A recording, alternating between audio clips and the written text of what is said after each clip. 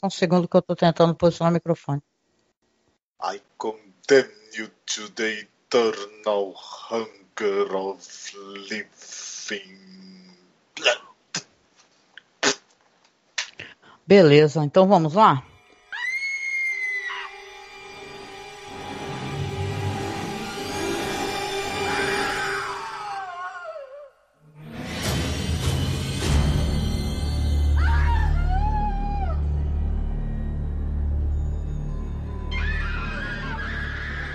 Você está escutando o especial do mês do horror do MasmorraCast.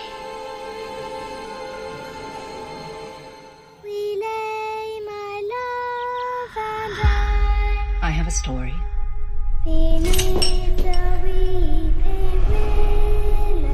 A ghost story. Olá, ouvinte! Seja bem-vindo a mais um podcast do MasmorraCast. Eu sou a Angélica. E eu sou o Marcos. E esse mês a gente tem por hábito fazer os nossos especiais do mês do horror, né? E a gente vai começar esse especial falando sobre filmes de terror que se passam em mansões, né? É uma brincadeira que a gente quer fazer, porque vai ter estreia dessa série da Netflix do Mike Flanagan, né? Que é The Haunting of Bly Manor, né? Que é o mesmo diretor que fez do The Haunting of Hill House, né? Que a gente gostou muito, né? A gente é super fã do Mike Flanagan, né, Marcos? Sim, o Mike Flanagan, ele é um craque das adaptações, né? Ele adapta muito bem coisas do Stephen King, podemos, né, conferir isso na própria Netflix, né? E agora, ele com essa série que trata, né, de famosas mansões do universo aí da literatura de terror, vai ser bem interessante. Foi bacana a série que ele fez do livro da Shirley Jackson, e agora a temporada que vai estrear vai contemplar aí a famosa mansão do livro famosíssimo da Volta do Parafuso. Vamos ver no que vai dar isso daí, né? Sim, que é um conto de 1898, né, do Henry James, A Sim. Outra Volta do Parafuso. Já tem aquele maravilhoso filme Os Inocentes, né, que a gente Sim. gosta pra caramba, com a Deborah Carr, né? Mas a gente vai fazer o seguinte, a nossa dinâmica aqui no podcast hoje vai ser assim. Nós vamos falar sobre filmes que se passam em mansões, né, assombradas. Tem algumas que são nomeadas, eu acho que é isso que é a brincadeira mais interessante, né?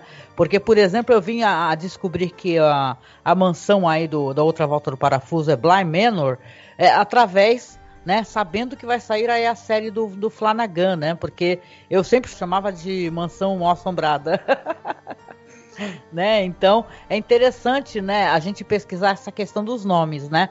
E eu quero dizer, porque eu tenho muito orgulho disso, né? Porque foi uma sugestão tão natural e eu fiquei tão feliz quando isso aconteceu, né? Porque eu lembro que quando eu comentei sobre essa série da Netflix da Residência Hill, eu havia comentado com os amigos, num desses BPMs que eu gosto de gravar, né? Que a gente faz recomendações, eu comentei que seria legal se o Flanagan começasse a pegar outras mansões de filmes de terror, né? Aí passa-se um tempo, a gente vem descobrir que ele vai fazer essa daí, The Haunting of Bly Manor, né? Então, vai ser interessante, né? Eu gostei, inclusive, do trailer, né? A gente vai falar um pouquinho mais sobre isso, inclusive trazer uma curiosidade, né? Porque a gente teve acesso a uma adaptação que seria um prequel, né? Dos Inocentes, a gente achou muito curioso, tá? Mas a gente vai agora nos adentrar a algumas recomendações de filmes legais, com algumas mansões que tem nome, e outras a gente vai mencionar a locação, né? Que isso também é interessante, né? Já que são visuais bem góticos e tal, né? Teve toda aquela busca, né, do lugar perfeito, né? Para poder ser gravado, né? Vamos lá? Vamos. E aí, Marcos, o que você sugeriria que nós começássemos aqui a nosso bate-papo, né? Nossa conversa sobre as mansões mal assombradas ou mansões famosas de filme de horror. Você tem alguma que você gostaria de mencionar logo de cara? Bom, eu gosto muito do filme. Você também gosta, na verdade, desse filme, que é aquele maravilhoso The Legend of the Hell House, ou A Casa da Noite Eterna, como ficou conhecido no Brasil. E a mansão onde as coisas se passam, né?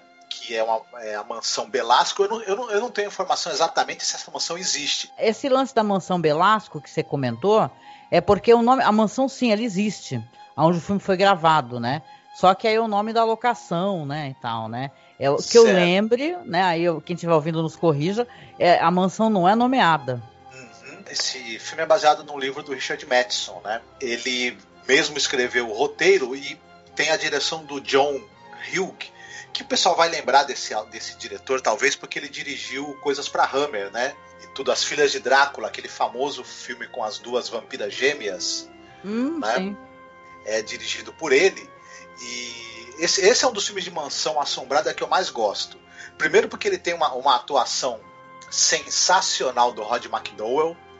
Enfim, né, sempre gosto de ter a chance de vê-lo atuando. No caso específico desse filme, que acontece em outros filmes também de casas assombradas, de mansões assombradas, você tem fenômenos acontecendo e você tem um cientista ou um grupo, no caso aqui é um casal de cientistas, que eles chamam um grupo de médiums para poder tentar detectar o que está acontecendo, e ao mesmo tempo eles têm uma série de aparelhos ali de medição para poder tentar saber se há realmente uma entidade ali, né? No caso seria as vítimas do cara que era o dono da casa, que ele teria assassinado várias pessoas ali.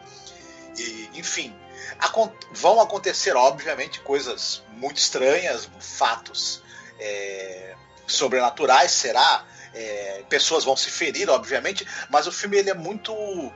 Apesar dele trabalhar esse material que é bastante comum do gênero, digamos assim, as soluções que o roteiro tem para criar suspense, para criar sustos, para criar intriga na nossa cabeça são muito boas, muito interessantes e aproveitam maravilhosamente bem a geografia dessa mansão, né?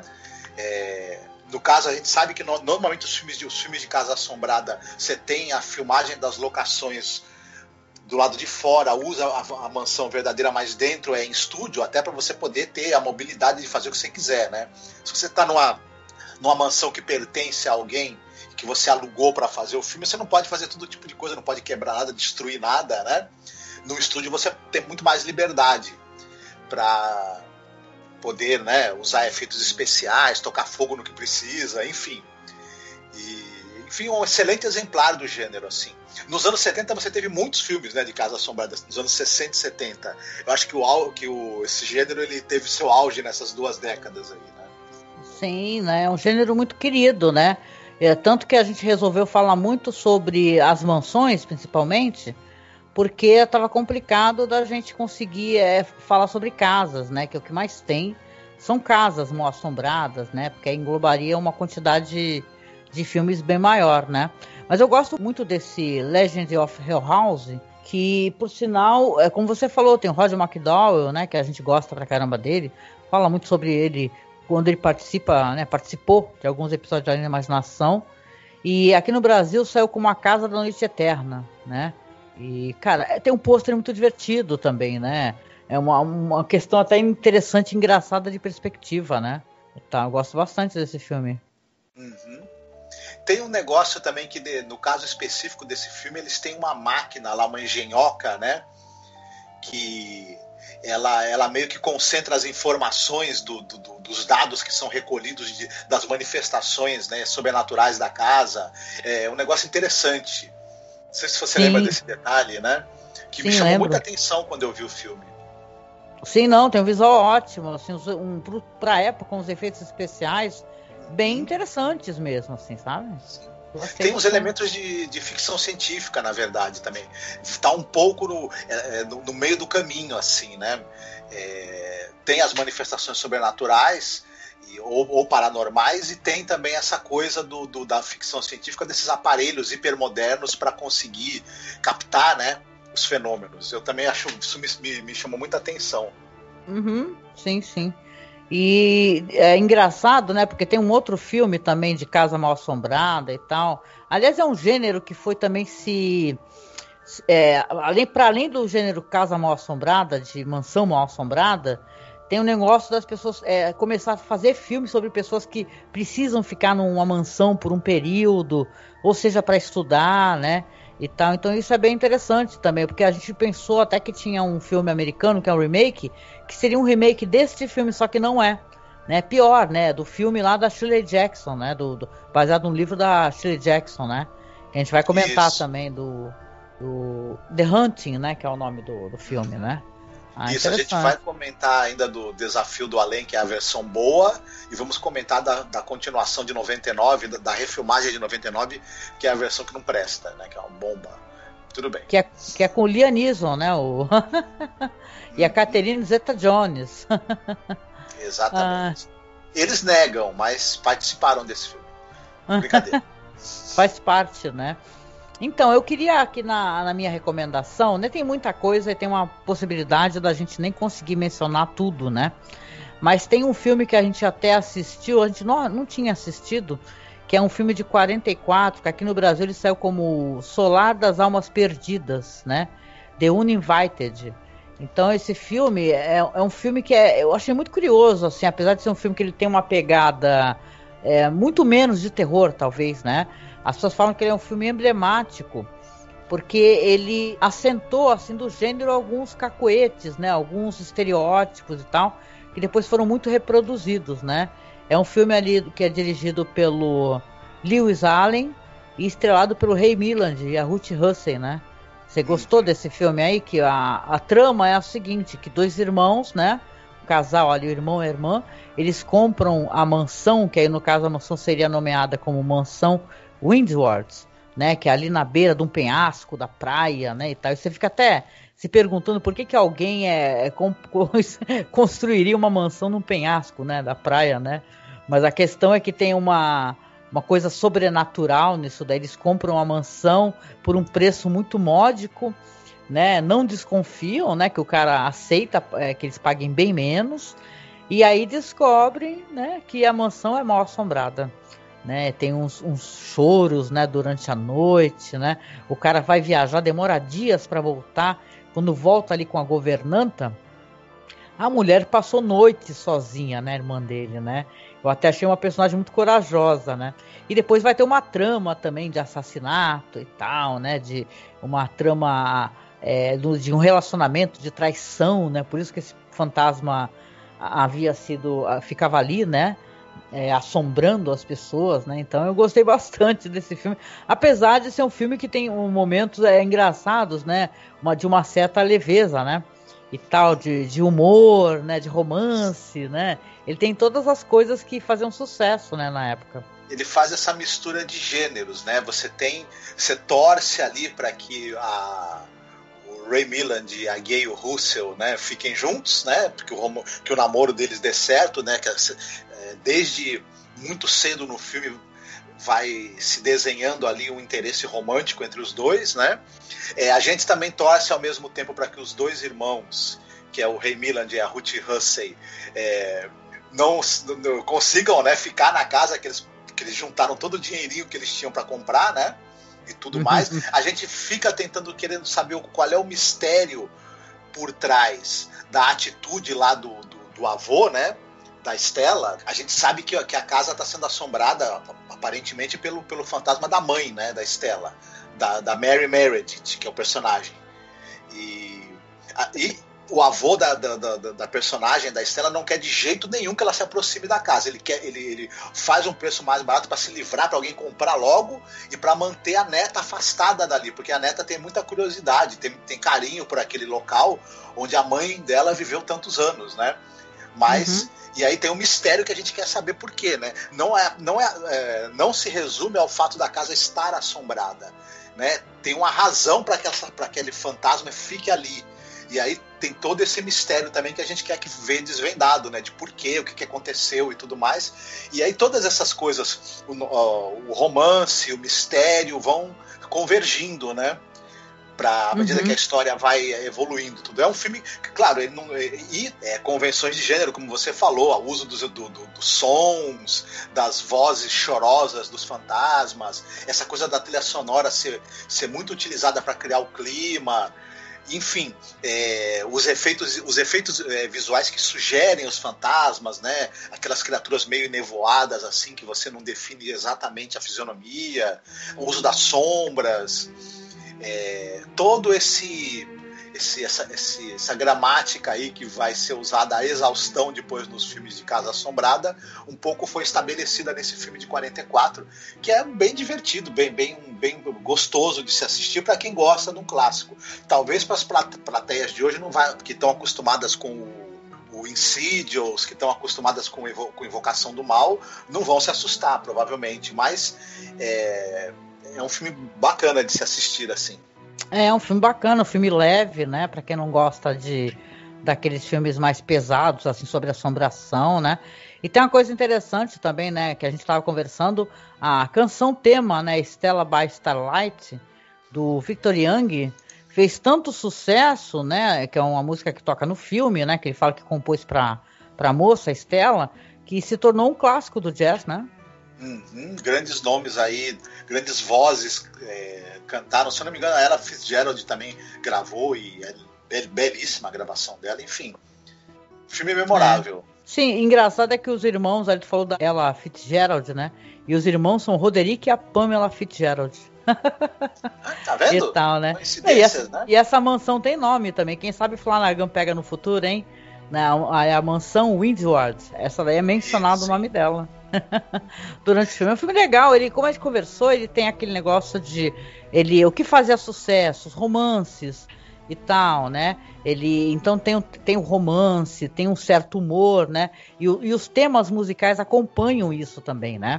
É divertido, né? De repente tá o cachorrinho correndo com tema de humor, né? Depois vai ficar um tema mais soturno, né? Então é um filme muito bonito, divertido, e eu não o conhecia, né? Gostei bastante. Uma coisa, não sei se você deve ter notado, né? Uma coisa interessante também, como a gente tinha comentado, tem uma historinha ali de por que a casa é assombrada, algo que aconteceu no passado, né? E tudo mais. Ele não faz uso de flashback, né? Não tem um flashback contando essa história. Ele usa um personagem que é a Miss Holloway, que é alguém que se envolveu nesse caso aí, que levou a tragédia que faz com que a casa seja assombrada. Ela é que funciona como para estar relembrando e tudo, como ela é uma espécie de testemunho ocular do que aconteceu, né? E o filme não faz um uso de um flashback para contar isso, que num filme de hoje talvez faria, né? Ou muito provavelmente faria, né? Ai, com certeza, faria sim o uso do flashback, né? Eu gosto, né? E você gostaria de mencionar algum filme da tua lista? Não dá pra gente não falar do filme do House on Haunted Hill do William Castle, né? Primeiro porque é uma diversão absurda, né? Ele se passa na mansão Ennis, né? O nome do local, né? Onde os eventos que é o nome real, né? Da mansão mesmo, Diego. Filmado, né? Mansão Ennis. Que eu acho que não é mencionado o nome também, no caso desse. Sim. E esse filme, ele também estabelece algumas coisas que foram repetidas depois, né? Porque é aquele negócio que você tem que passar uma noite dentro da casa. No caso aí, o milionário, que é vivido pelo Vincent Price, ele oferece um prêmio de $10 mil para algumas pessoas ali que estão endividadas, inclusive, né? Ele sabe que essas pessoas... ele sabe duas coisas dessas pessoas. Elas talvez já tenham tido contato com fenômenos paranormais e estão precisando de dinheiro. E aí, se elas ficarem ali nessa casa... com ele, com a esposa dele, né, passarem uma noite ali, a energia elétrica é cortada, que eu me lembre, não é isso?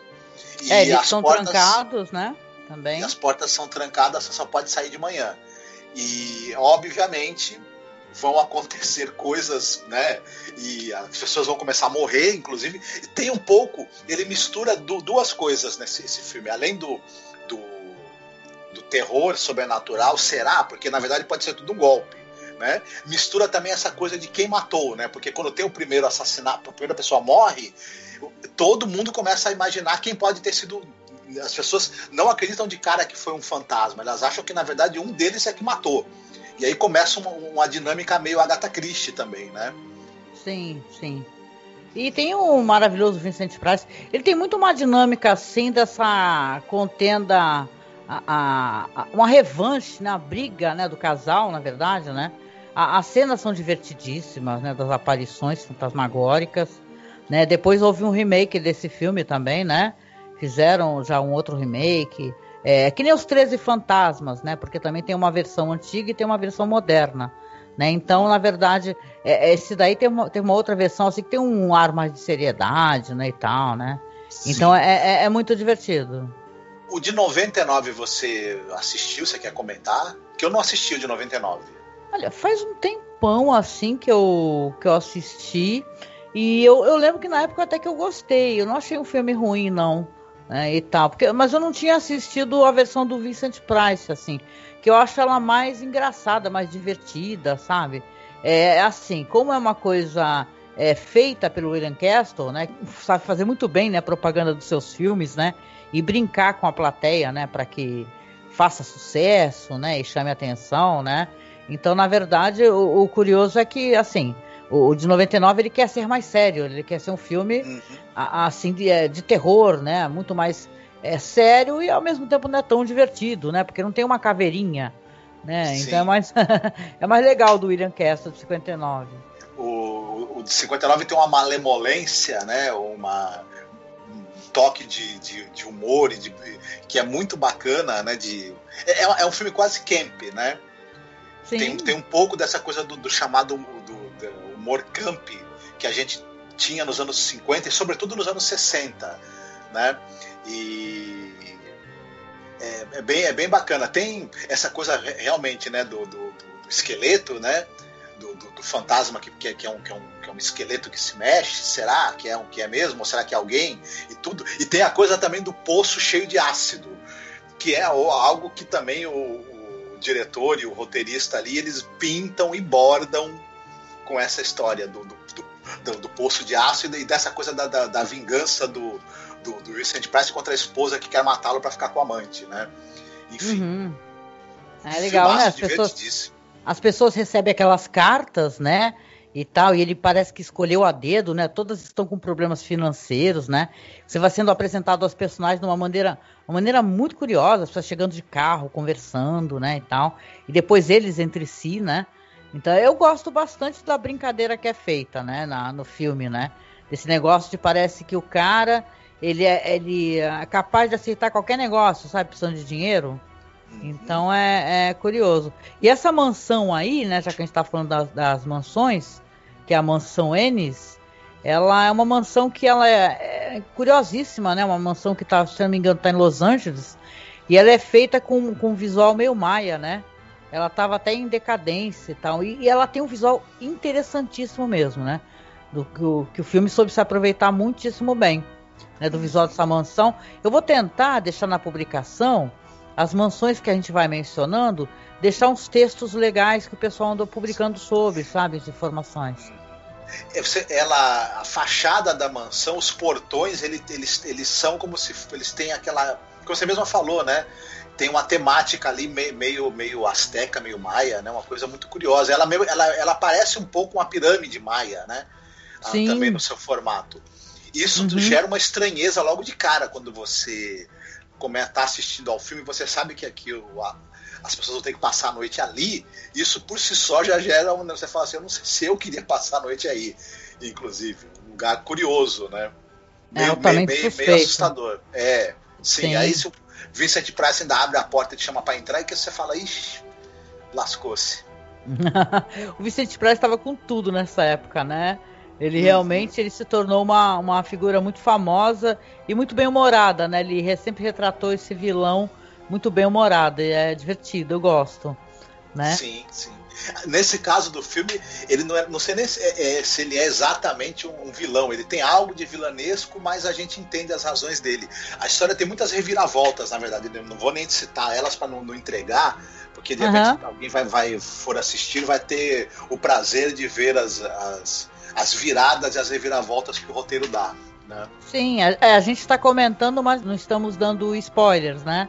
Para o pessoal poder acessar, né? Aliás, gente, uma coisa, né, que é bom sempre falar, esses filmes que a gente vai mencionar, todos têm no Okru, né? A gente conseguiu assistir vários em qualidade e tal, todos no Okru, que é aquele Facebook russo, né? Sei lá, aquela rede social russa, né?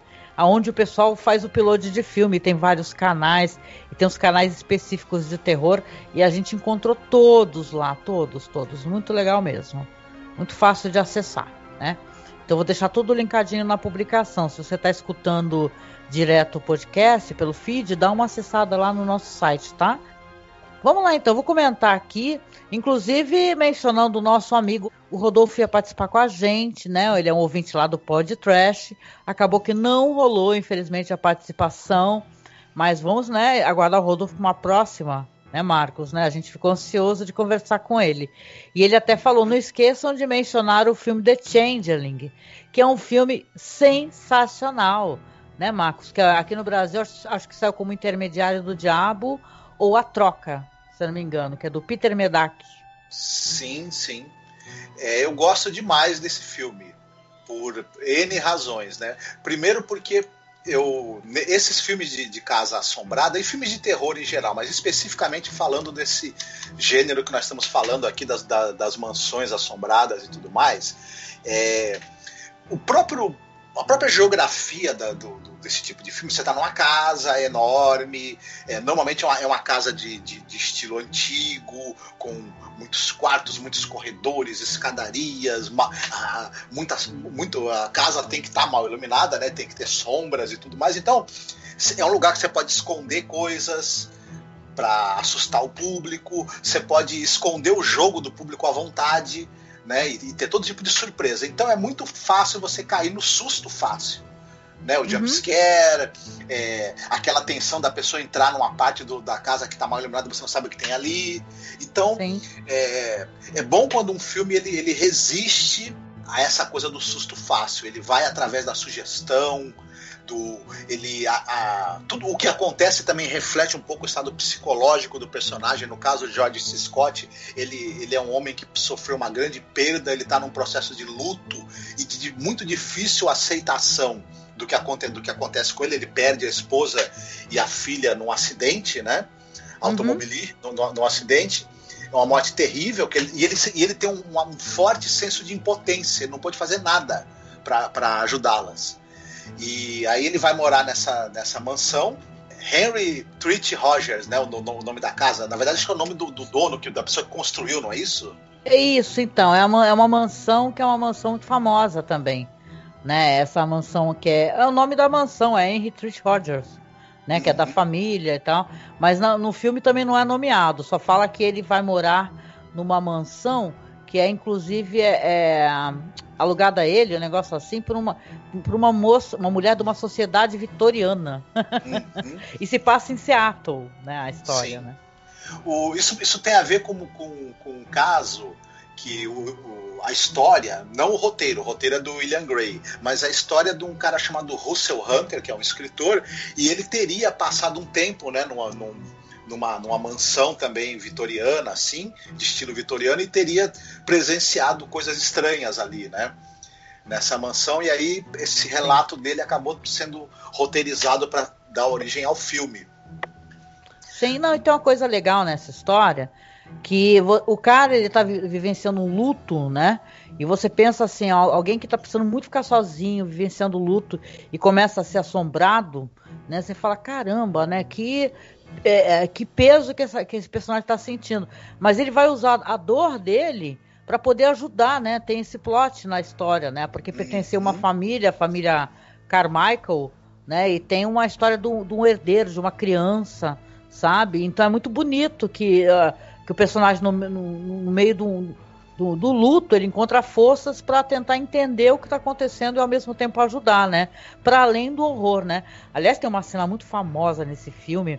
Eu acho que eu compartilhei no perfil da gente lá no Facebook, né, do Masmorra Cine, que tem um lance da bolinha, né, que ele começa, primeiro ele escuta uns barulhos, umas batidas, né, e depois tem um lance de uma bolinha, que parece como se alguém estivesse querendo brincar com ele, né, jogando a bolinha, e toda hora aquela bolinha caindo, né, nos degraus, lentamente, e uma hora ele pega a bolinha e vai até uma ponte, joga fora e tal, e quando ele volta para casa, tá ela caindo novamente, né, pelos degraus. É uma cena muito econômica e muito eficiente, né? Tem várias cenas legais nesse filme.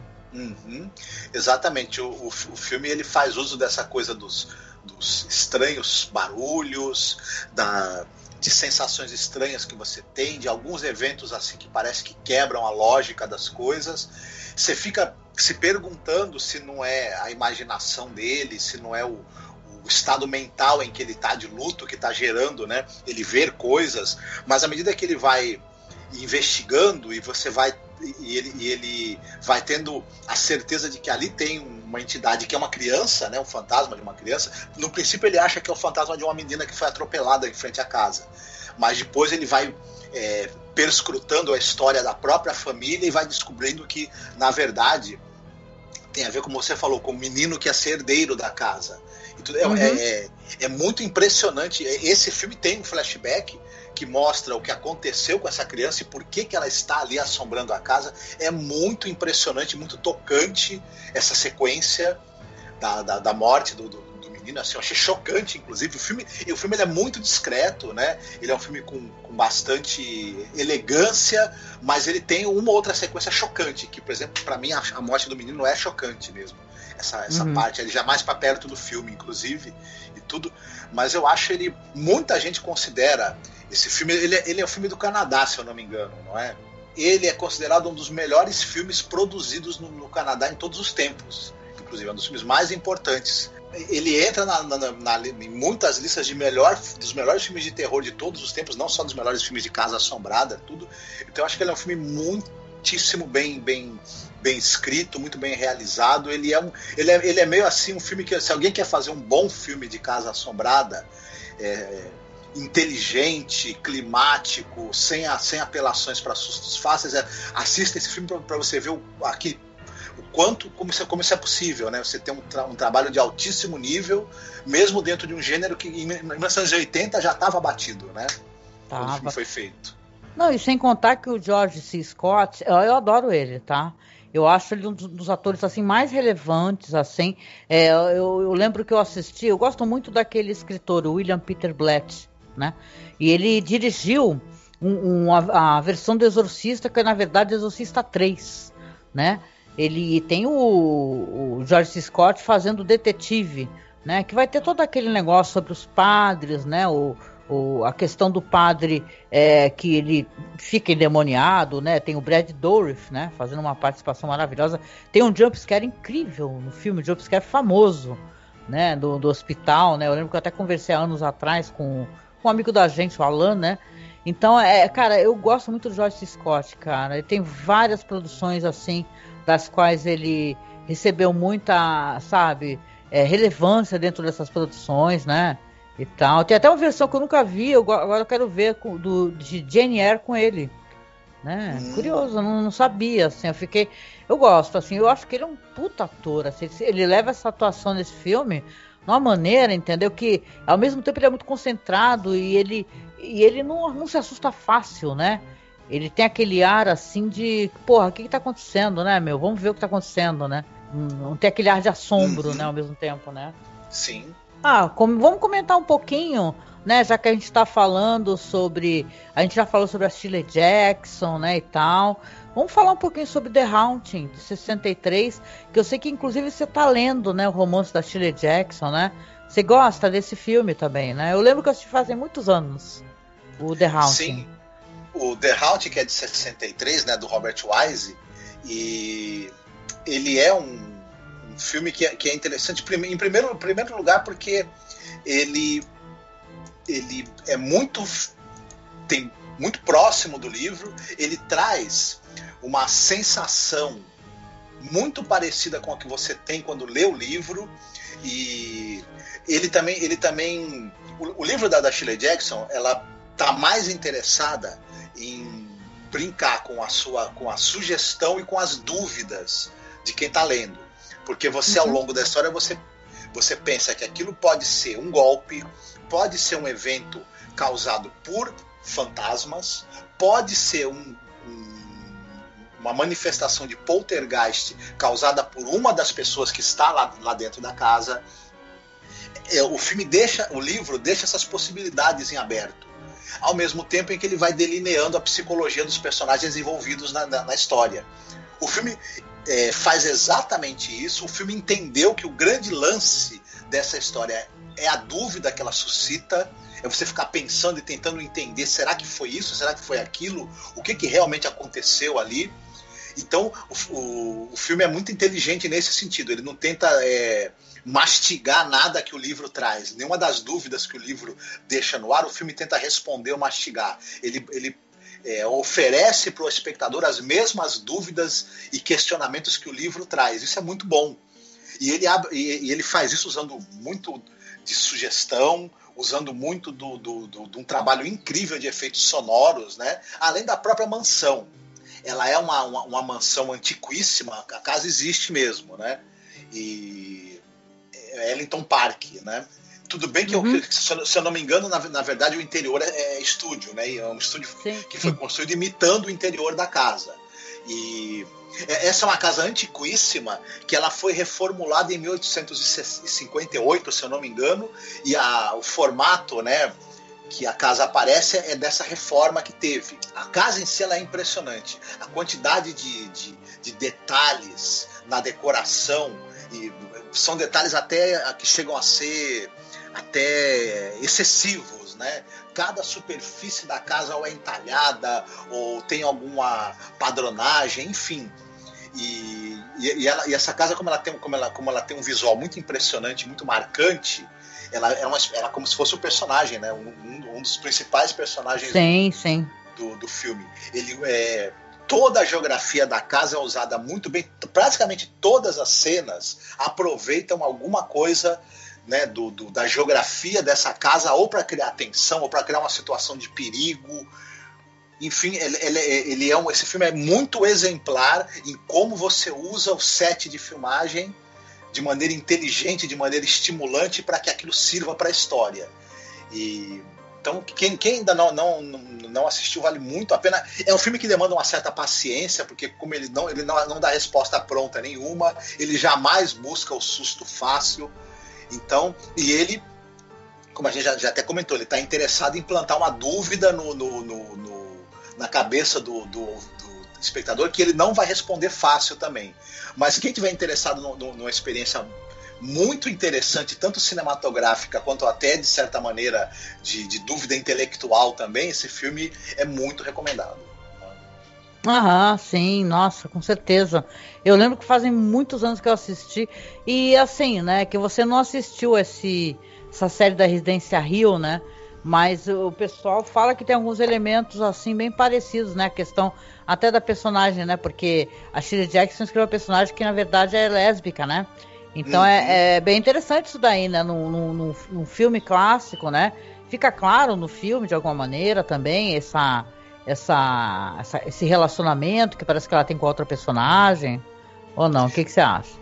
Tanto no livro quanto no filme, você tem isso, discretas sugestões. É como eu falei, nada é dado para você de mão beijada. Será que é? Será que não é? Tanto o livro quanto o filme sugerem isso de maneira muito elegante, né, e muito dúbia, e você que vai ter que talvez interpretar e dizer se é, se não é. E tudo. Na série do Flanagan, já a personagem realmente é lésbica, que é a Tel, né? Você percebe claramente que ela é lésbica, né? A personagem, ela tem relacionamento com uma outra personagem. É o que eu acho muito legal, né? Eu gosto muito das leituras que o Flanagan faz, sabe? Dessas histórias, né? Ele é muito bom de adaptação, né? Sim. Esse filme de 63 tem no elenco uma atriz que eu gosto muito, que é a Claire Bloom. Enfim, a gente já falou dela, por exemplo, no filme do Uma Sombra Passou Por Aqui, né? O Homem Ilustrado. Enfim, ela também fez filmes com o Charlie Chaplin, Luzes da Ribalta é um exemplo, né?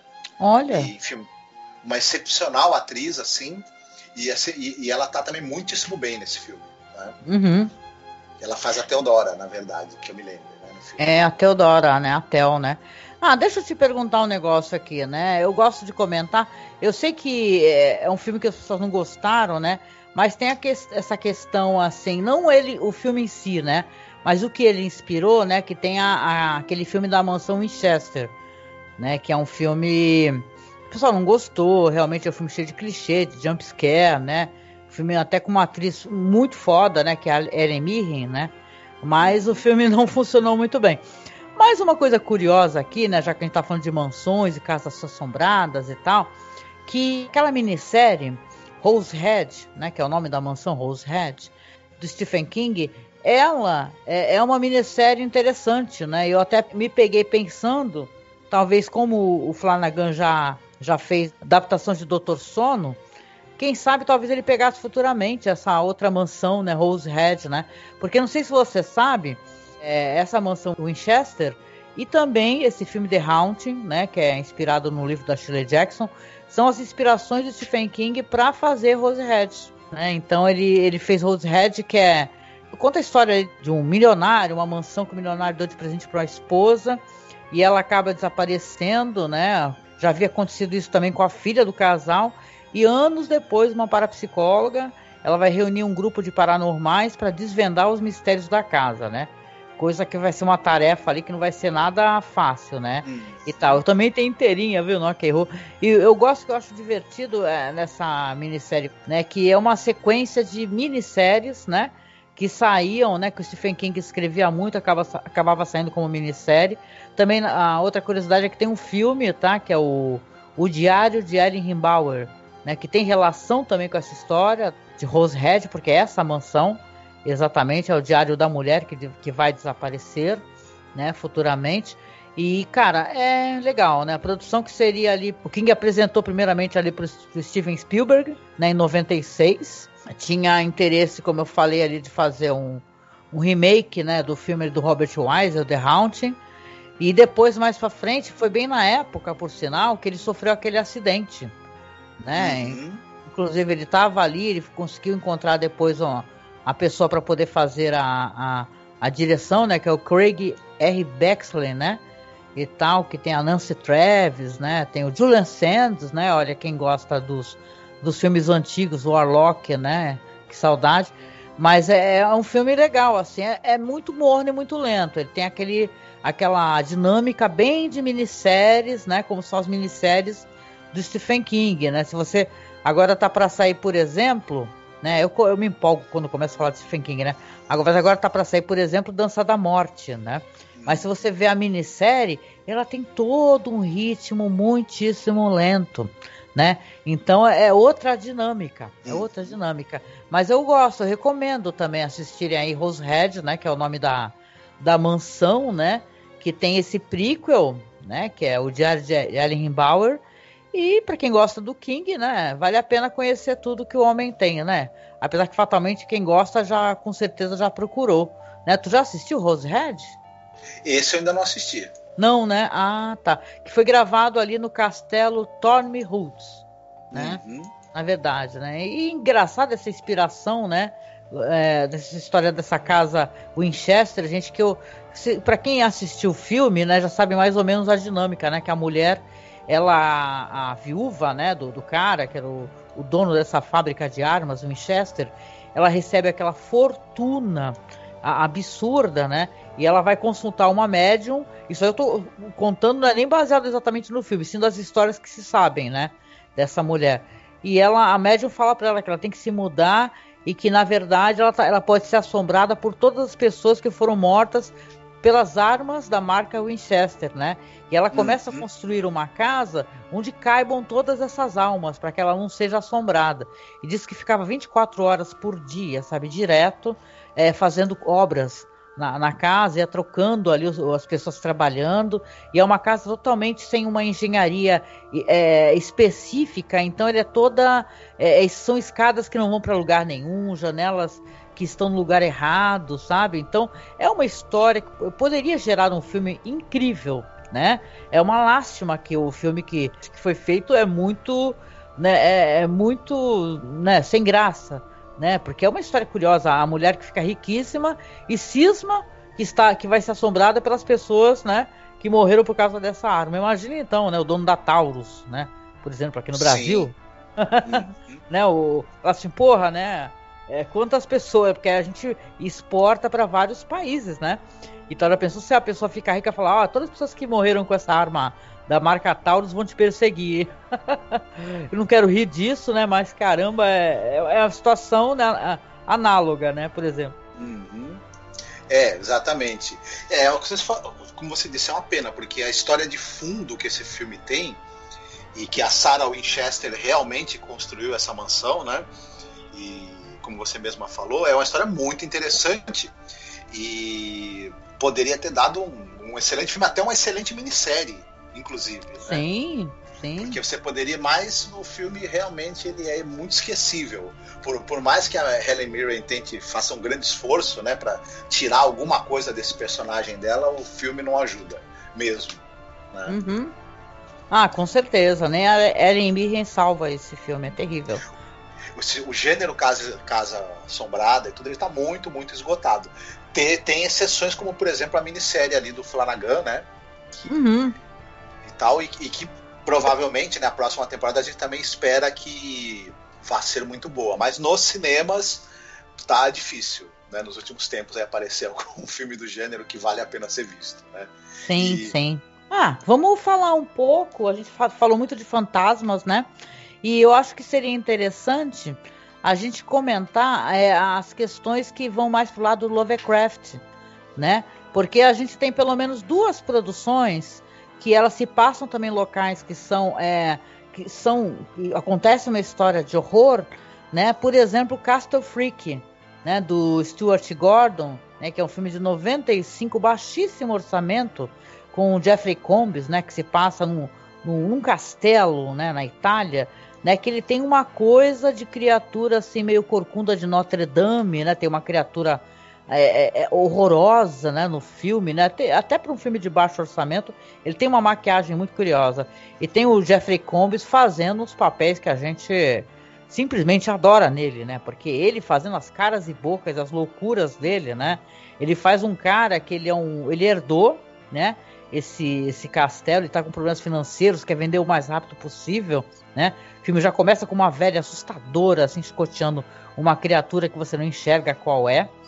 Aí ele vai chegar com a mulher, né? A filha que é cega. Aí se sabe, então, que através de um flashback, que ele é alcoólatra e ele sofreu um acidente, morreu o filho dele. E por causa desse acidente a filha ficou cega, né? Então a esposa quer terminar o casamento de qualquer maneira, né? E tal. Ele vai se enfronhando numa situação, né? Porque eles começam a escutar barulhos e tal, né? Aonde eles vão descobrir, isso não é spoiler, gente. Né? Eu acho que tem até no trailer, né? Que tem essa criatura tenebrosa, Lovecraftiana, sabe? Que ela é até um sexploitation. Esse filme é engraçado, assim, que ele tem uma das cenas de sexo, né, que é o momento onde ele fica bêbado, ele acaba levando uma prostituta, né, pro castelo lá e transa com ela, que são uma das cenas mais vexaminosas e engraçadas que eu já vi. Né? Então esse Castle Freak, que também tem lá pra assistir lá, saiu no Brasil como Herança Maldita. Né? Não confundam com outro filme, tem um outro filme chamado Herança Maldita, que não é, viu? O do Stuart Gordon é de 95, né? E uma curiosidade, que é o mesmo local aonde ele gravou, porque tem uma versão dele do Poço e o Pêndulo, né? Que a gente assistiu, não sei se você lembra, que é muito divertida, que tem o Torquemada, né, e tal, né? O lance de perseguição a bruxas, né, no filme. Então, cara, puta que saudade, porque o Stuart Gordon faleceu não faz muito tempo, né? E tu fica, caraca, assim, dos diretores que, sinceramente, eu mais gostava, assim, sabe? Eu adorei esse filme é divertido, né? Ele é um filme, assim, que você vê que os caras não tiveram nem condição de fazer divulgação, né? O filme saiu direto pra VHS, mas dá pra você assistir de boa e se divertir muito com Castle Freak. Já que a gente tá falando nisso, vale a pena a gente citar também o Roger Corman, né? Que ele fez uma adaptação do caso de Charles Dexter Ward, que é aquela famosa história do H.P. Lovecraft, do sujeito Charles Dexter Ward, que ele herda a mansão Curwen, que era de um antepassado dele chamado Joseph Curwen, que é um cara que era meio bruxo, meio alquimista, e ao herdar essa mansão e encontrar também os diários, né, desse antepassado dele, que narra as experiências que ele fazia com magia negra, com alquimia e com invocação e sacrifícios para determinadas criaturas aí da aurora dos tempos, como Lovecraft adora, né, e tudo mais.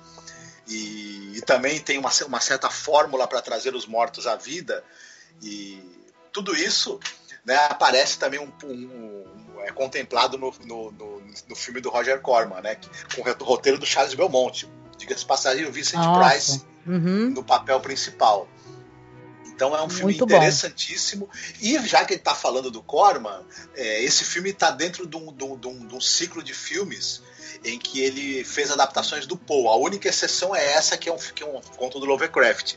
Mas você tem A Queda da Casa de Usher, por exemplo, né, que no Brasil tem o título do Solar Maldito, e em que você tem a Mansão Usher, que é aquela casa lindíssima, né, porém habitada por dois irmãos que são doentes, né, tem alguma doença estranhíssima e que está relacionado com a casa também, né, à medida que eles vão se deteriorando, que a saúde deles vai se deteriorando, a própria casa vai se deteriorando também. Uma história muito famosa do Edgar Allan Poe, também muito bem adaptada pelo Roger Corman. E tem o Poço e o Pêndulo do Roger Corman também, que o cara vive numa mansão, meio castelo, que foi propriedade do antepassado dele, que era um cara, né, torturador da Inquisição. E aí também vão acontecer fatos estranhíssimos ali. Ele vai encontrar a câmara de tortura que fica ali no subterrâneo da mansão onde ele mora, e vai começar a meio que ser possuído pelo espírito desse antepassado dele, e vai querer fazer o uso dos instrumentos de tortura que tem ali guardados. Caramba. Né? Então, nesse ciclo de adaptações dos contos do Edgar Allan Poe e do Lovecraft que o Roger Corman fez, as mansões, as casas têm também um papel preponderante assim no contexto das histórias, né? Sim, com certeza. Legal. Não, e comentando também, né, porque a gente já vem chegando aqui mais ou menos ao final do podcast, né, falando de mansões assim com a temática Lovecraftiana, né, e tal, com uma outra vibe que não é de fantasmas, né, tem aqueles dois filmes, né, que a Herança de Valdemar, né, a Herência Valdemar, né, que é dirigido ali pelo José Luiz Alemã, que, cara, esse filme tem o Paul Nash, né, que é aquele ator muito famoso, né, que fazia os filmes de lobisomem, né, e tal. Eu lembro que a gente gostou muito, né, demorou tanto para sair o segundo filme, La Herência Valdemar 2, La Sombra Proibida, que, cara, aparece o próprio, né, o Cthulhu, né, no filme. É muito legal, assim, para poder falar de uma coisa, assim, de um outro lugar, né, que esse é um filme que eu tenho que fazer a revisão, mas eu lembro que na época eu assisti e gostei bastante do filme, né? É um filme que o Paul Nash faleceu, acho que logo depois, né? Acho que ele não chegou nem a ver o filme e ficar pronto. Pois é uma pena, porque esse primeiro filme ele é muito interessante, né? Um dos personagens do filme é o Aleister Crowley, diga-se passagem, né? Você tem ali nessa mansão Valdemar, era local de um culto, tinha o Aleister Crowley como líder, né? E esse culto tinha relação com você abrir dimensões para entrar você abrir portais para a dimensão desses seres ali, né? Que eram os antigos, né? Que um dia já dominaram a Terra, os deuses antigos que um dia dominaram o mundo, que é uma coisa aí que você tira dos livros do Lovecraft, né? E o primeiro filme ele é muito interessante, até porque tem essa coisa eles abrem o portal e primeiro vem o mensageiro, e esse mensageiro já é uma criatura absolutamente assustadora, né? E ele vem preconizar o retorno dos mestres dele. Pena que no segundo filme, quando finalmente uma das criaturas que é um desses seres, né, cósmicos, né, que é o Cthulhu, aparece, o filme é um tanto quanto decepcionante, né? Não é uma boa continuação, ele não resolve bem essa história. Mas o primeiro, mas teve um negócio também, porque o filme não foi muito bem recebido, né? E tal. Eles tiveram muito problema para poder conseguir a grana para fazer o primeiro filme. E aí, para fazer a continuação, aí foi mais sacrifício ainda, entendeu? Foi difícil. Foi difícil. Mas o primeiro filme vale muito a pena. Ele é um excelente filme que usa elementos do universo Lovecraft, e um excelente filme também sobre casas amaldiçoadas, assombradas, mansões, na verdade, né? Sim. É bem bacana. É uma pegada muito interessante. E falando também do King, né? Porque não dá pra gente esquecer, né? De comentar. E ele tem mais um filme, sim, de mansão assombrada, que é a Mansão Marsden, né? Então, tem essa minissérie, que é Salem Slot, de 79, né? Que faz uma homenagem muito, muito bonita, né? Aquele filme clássico, filme mudo de vampiro, né? Nosferatu, né? Que eu lembro que quando nós gravamos, né, que a gente começou a fazer um projeto muito legal que a gente não terminou, ele estacionou lá com o Edilton do stephenking.com.br, e a gente comentou sobre Salem Slot, né? Então a gente tá fazendo revisão de todo o material, né, já adaptado de Stephen King. E teve depois então esse daí, a Mansão Marsden, né, que é inclusive com aquele ator, com Rob Louis, né, que é a Mansão Marsden, né, que você... Inclusive a mansão é nomeada, né, como a Mansão Marsden, que é aquela história do cara, né, do Ben Mears, né, que é um escritor, e ele vai voltar para a cidade, né, e tal, ele está escrevendo um livro, e ele acaba novamente encontrando, né, com os terrores do passado dele, da infância, né, e tal, que são todos relacionados nessa cidade de Jerusalém, né, Jerusalém Slot, né, onde as pessoas vai ter o caso dos vampiros, né? No livro, aliás, gente, o livro é muito bom para quem não chegou a ler o livro, sabe? Que é a Hora do Vampiro, né?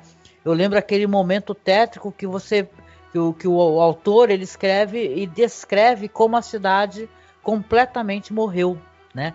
E é muito trágico você ler isso, né? Porque é uma cidade que tem famílias, crianças e tal, né? Pessoas de todas as categorias, personagens que são muito bem apresentados para você, né? Com suas singularidades. Então é meio trágico, né? Mas é uma história muito interessante de vampiro.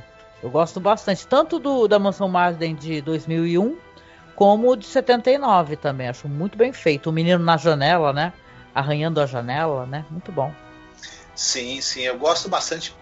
Toby Hooper, né, que dirigiu a primeira versão, né?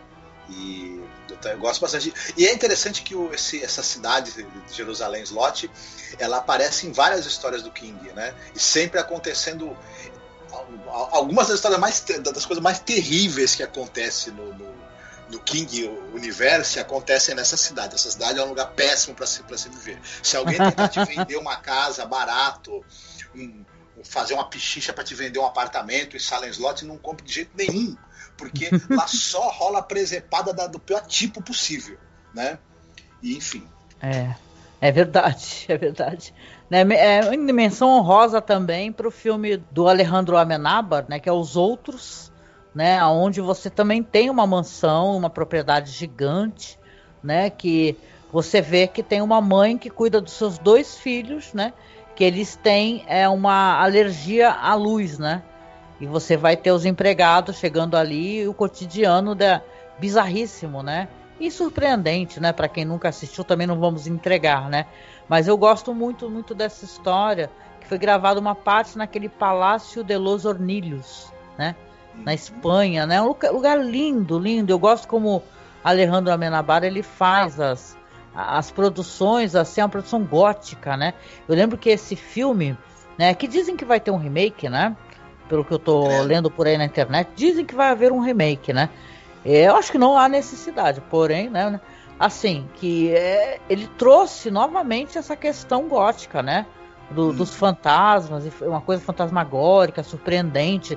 Eu lembro que a gente comentou, quando a gente conversou com o Douglas, naquele vídeo que a gente tem sobre as fotos pós-mortem, né? Que ela encontra um livro de fotos pós-mortem, né? E isso é surpreendente para ela também. É um filme maravilhoso, assim. Cada vez que eu faço a revisão, eu gosto mais desse filme, Os Outros, de 2001. É muito bom. Então, eu acho esse filme, ele é absolutamente perfeito em todos os sentidos. Ele é perfeito nas atuações. O roteiro também é do próprio Alejandro Amenábar. Ele tem um roteiro que ele é cirúrgico para criar um clima de apreensão, de medo, de plantar dúvida. O filme tem uma grande reviravolta que a gente não vai revelar quem é, qual é. Tudo bem que é um filme de 2001, mas de repente, né, a pessoa pode querer assistir e tem uma interessante surpresa. O filme conduz muito bem para esse momento em que você vai ter essa conclusão final que é interessante, é surpreendente e faz você reassistir o filme de novo com outros olhos, né? E é um filme que ele é impecável e ele teve a força de trazer esse gênero de volta, né? Uhum. Depois dele, vários outros filmes sobre o tema de casas góticas, casas assombradas foram feitos. Nenhum, acho eu, supera os outros. Me desculpem, os outros filmes que também são interessantes, mas os outros, ele meio que nesse meião aí do início dos anos 2000, ele caminha sozinho no nível de qualidade dele, tanto de roteiro, de atuação, de fotografia, de narrativa. É um filme absurdamente bom. Enfim, total e completamente filme de atmosfera, né? Sim. No momento algum ele vai usar o susto fácil, ele vai usar o jump scare e outros elementos todos que a gente já falou aqui, né? Mas ele vai usar perfeitamente bem essa coisa do fato de que as casas, elas têm uma memória, né? Na argamassa delas a argamassa da casa está impregnada com os dramas que se passaram ali, e esses dramas podem afetar as pessoas que ali vivem, né? E o quanto as almas ali das pessoas que viveram não querem deixar o local, e todo esse clima e toda essa coisa que é esse grande imaginário das casas é muitíssimo bem aproveitado de maneira muito elegante nesse filme, né? A atuação monstro da Nicole Kidman, né? Com certeza, nossa. É um filme quase que de investigação, né? Porque ela começa a investigar o que está acontecendo, né? Então isso é muito legal, né? E tem aquele final interessante e surpreendente, né? Gosto demais, né? E a gente prometeu que antes de terminar o podcast, a gente ia falar sobre um prequel, né? Que foi feito sobre essa história dos inocentes, né? E eu gostei muito, muito, assim, assistir. O título em inglês é The Nightcomers, né? E em português saiu como Os que Chegam com a Noite, né? Que ele vai narrar assim, né? Porque para quem conhece a história dos inocentes, que é a outra volta do parafuso, é a história de uma governanta que ela vai chegar numa mansão, tem que cuidar de duas crianças, um menino e uma menina, né? Tem uma mulher que trabalha lá, uma senhora, e ela vai sendo surpreendida assim pelo comportamento das crianças, né? E tal, e certas figuras que assombram o lugar, né? E você fica pensando, eu sempre pensei, caramba, eu gostaria de saber como é que é essa história. Eu não tinha conhecimento que o Michael Winner, em 71, tinha feito Os que Chegam com a Noite, The Nightcomers, que tem o Marlon Brando, gente, é um filmaço. Tem o Marlon Brando, tem Stephanie Beacham, Beacham o nome dela, a Tora Bird e o Harry Andrews. É muito ousado, na minha opinião, por ser um prequel, né, dessa novela, e contar como é que era a dinâmica desses personagens. Você vê que as crianças realmente, elas foram influenciadas, principalmente o menino, por esse personagem, o Peter Quint, né? Então você fica, caramba, né? Como é que foi a dinâmica? O que aconteceu nessa situação? Como é que esses personagens afetaram tanto essas crianças e tal, que elas não conseguem se libertar, né? Então, claro que é uma história muito passível a várias interpretações, né? Tanto o filme com a Deborah Kerr, como o conto do Henry James, né? Você fica entendendo, tem várias leituras, inclusive, que, na verdade, isso é tudo da cabeça ali dessa professora, dessa mulher, dessa preceptora que está chegando, né? E uma questão de frustração sexual, amorosa, né? Tem várias leituras interessantes. Mas aí quando você vê o filme, né? E você vê o que esse personagem do Marlon Brando ele faz, o que as crianças veem, né? Aí você fica... eu acho que é essencial, né, Marcos? Seria um filme essencial para as pessoas, inclusive, assistirem antes de começar a assistir essa nova série do Flanagan, The Haunting of Bly Manor. O que tu acha? Sim, todo mundo conhece, né, o filme de 61, né, que é Os Inocentes, do Jack Clayton, um dos mais perfeitos filmes de terror de todos os tempos, né, uma das melhores adaptações de um livro para o cinema. Enfim, e diante do filme de tamanha excelência, que é o filme de 61, a gente fica até se perguntando, o pessoal resolveu fazer um prequel, explicar como é que foi, né, a relação que as crianças tiveram com esse personagem, o Peter Quint, e com a Miss Jessel também, que era a antiga preceptora deles, né? Sim. Que são os dois fantasmas que aparecem, né, para as crianças na história da volta do parafuso. E eu admito para você que antes de eu assistir, eu fui meio que pensando assim, sair difícil. Parece que tá querendo certo. Ainda mais porque é um filme que é de 71, o filme do Os Inocentes é anterior, né? Aí você fica com aquela sensação angustiante, você fala, nossa, é alguém que tá querendo se fazer dentro de uma coisa que já é perfeita, né? É que nem esses comentários que eu vejo que o pessoal, com razão, né? E tal, fica com o pé atrás, o que esse cara vai fazer com Os Inocentes, né? Tem tantas adaptações dos Inocentes, né? Por quê, né? Mais uma adaptação, né? Então, para mim foi surpreendente, absolutamente surpreendente. Sim, e para mim ele funciona perfeitamente como história prequel, ele faz sentido tudo o que acontece, a gente consegue enxergar a história da volta do parafuso como desdobramento dessa história que é contada perfeitamente, as coisas realmente se encaixam ali. A volta do parafuso é uma história muito, muito elegante e que ela também trabalha mais com a insinuação. Essa história que é contada nos que chegam com a noite, os elementos ali de corrupção de menores, os elementos de perversidade sadomasoquista do personagem do Peter Quint, eles são mostrados abertamente, né? A relação amorosa dele com a preceptora, né? Tem cena de bondagem, né? E tal, né? De amarração. E tem cena, né? De tortura com os animais, sabe? Assim, não é uma coisa pesada, vamos colocar assim, é uma coisa insidiosa, né? Você pegar e virar uma tartaruga para cima, você estourar um sapo, né? E falar assim, e tratar isso como uma brincadeira, né? O quanto isso influencia na personalidade daquelas crianças, né? Você vê, é terrível, é um filme terrível, o final do filme é terrível. Sim. E você já sabe, né, o que vai acontecer, né? Porque tá chegando a outra governanta, né? A outra A gente já sabe que esses dois personagens vão morrer, né? Tanto é que serão fantasmas que irão assombrar a casa, né? A propriedade ali na história, na famosa história da volta do parafuso, mas todo o drama que vai levar à morte deles, para mim é muito bem construído, muito bem. Esse roteirista, o Michael Hastings, ele era um cara roteirista de televisão, né? Escreveu, inclusive, vários episódios daquele A Casa do Horror da Hammer, né? Sim.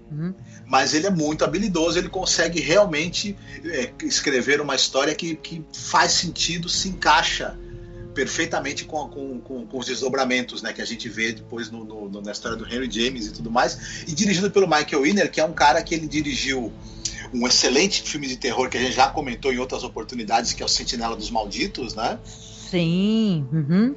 E tem até um podcast do mês do horror, né, daquele ano, sobre Sentinela dos Malditos. E é famoso também por ter dirigido 3 exemplares da série Desejo de Matar, com Charles Bronson, né? Talvez ele seja mais lembrado até por isso e tudo mais. Mas era um cara muito habilidoso e ele mostra muito a habilidade dele nesse filme. Esse filme ele tem uma narrativa meio clássica por um lado, mas ele trata de maneira bem ousada de temas que dão para ele também uma modernidade, né? Para esse filme. Tem quase um sexploitation, sabe, em alguns momentos, né? E é perturbador, gente. É absolutamente perturbador. Porque ao mesmo tempo onde ele sabe dosar muito bem, né, o que ele pode mostrar, né, tem certos momentos que fica horrorizado, assim, com o que a criança está fazendo, então o que a criança está repetindo, né, está replicando o comportamento do adulto, que é absolutamente, né, que não podia não podia de maneira alguma, né, ensinar certas coisas para criança, né, e tal. É você invalidar sentimentos bons, né, e tornar engraçado e divertido sentimentos ruins, né. Então realmente você assistir esse filme e depois assistir Os Inocentes, tudo se encaixa na tua cabeça, né, porque tudo bem que eu acho que existe uma graça uma coisa, uma palavra que você falou, elegância, em você apenas sugerir algo que aconteceu, né? Você falar assim, olha, esses personagens existiram nessa casa, só que eles tinham uma influência negativa sobre essas crianças. Eu lembro que num dos podcasts que a gente já gravou, eu tinha até uma percepção inquietante que talvez eles fossem abusados sexualmente de alguma maneira, mas pelo jeito nesse prequel, né, que foi criado, não é isso, mas é um abuso você também ensinar valores ruins, né? Então eu fico pensando assim, cara, é muito interessante as duas maneiras, né? Como o nosso olhar pode ser lançado para essa história, sabe? Que tudo se encaixa, né? É muito legal, cara. Então, se eu tiver que recomendar alguma coisa para vocês, todos os filmes aqui, obviamente, são muito bons. Mas caramba, assistam esse The Nightcomers, né? Que é os que vêm com a noite, os que chegam com a noite, que ele é imperdível, absolutamente imperdível. É muito bacana, vale a pena mesmo. E é isso, né? Logo mais está lançando aí a série do Flanagan, que eu não vou perder, porque é até engraçado, né? Beijo pro meu amigo Alan, se ele estiver escutando esse podcast, lá do Rio de Janeiro. Mas assim, eu sou fanzoca. O Marcos também é muito fã do Mike Flanagan, né? Realmente tem uns filmes legais. O primeiro filme dele, né, que é o Absentia, ele é incrível, maravilhoso. Para quem não viu, fica aqui a recomendação. Vou tentar linkar aqui também na publicação.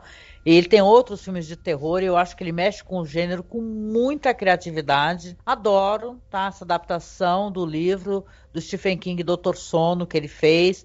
Já assisti a versão Director's Cut e tal, gostei bastante. Sei que tem gente que não gosta, né, mas eu gostei bastante, né? Então eu tô ansiosa, né? Ainda mais que você vê, né, assistindo o trailer aí do The Haunting of Bly Manor, que tem aquelas atrizes e atores que ele sempre, né, trabalha junto, né? Tem a atriz que faz a Tel, se eu não me engano, também.